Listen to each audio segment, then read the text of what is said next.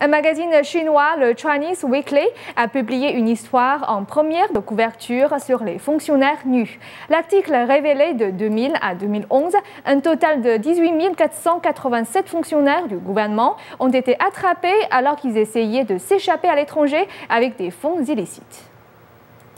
Les fonctionnaires nus ou luoguan en chinois font référence à ces fonctionnaires communistes qui envoient leurs familles et leurs biens à l'étranger dans l'espoir de finalement s'y échapper eux-mêmes. Les soi-disant fonctionnaires nus mettent au point le mécanisme pour eux-mêmes et leurs familles. La plupart ont déjà plusieurs passeports et normalement ils ont un billet sans restriction, un billet d'aller. Dès qu'ils voient que quelque chose ne va plus, ils sont prêts à prendre le premier vol. C'est ce que nous voulons dire par fonctionnaires nus, parce qu'ils sont nus en Chine. Leurs familles, leurs enfants, leurs biens sont tous à l'étranger.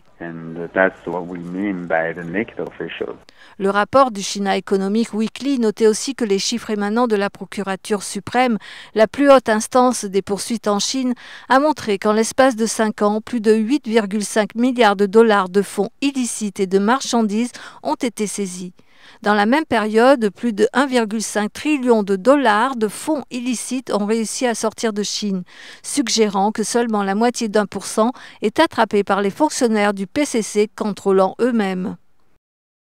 Le reportage du China Economic Weekly arrive dans le sillage de la récente purge du chef du parti de Chongqing, Bo Xilai, et la découverte publique de ses transactions illicites avec des affaires étrangères. Il possède aussi des biens à Hong Kong, Singapour, New York et Vancouver. L'analyste des affaires chinoises Frank Xie dit que les fonctionnaires du Parti communiste contrôlent les entreprises d'État de toutes les plus grandes corporations en Chine.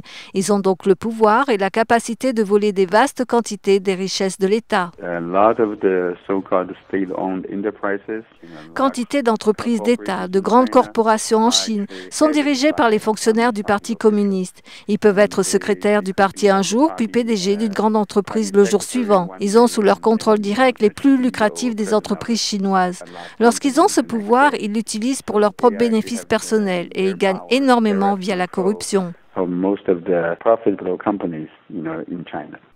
Un rapport rendu public en décembre 2011 par l'organisation de recherche Global Financial Integrity de Washington DC révélait que de 2000 à 2009, les fuites financières illicites de la Chine se montaient à 2,74 trillions de dollars US, le chiffre le plus élevé parmi les pays en voie de développement dans le monde.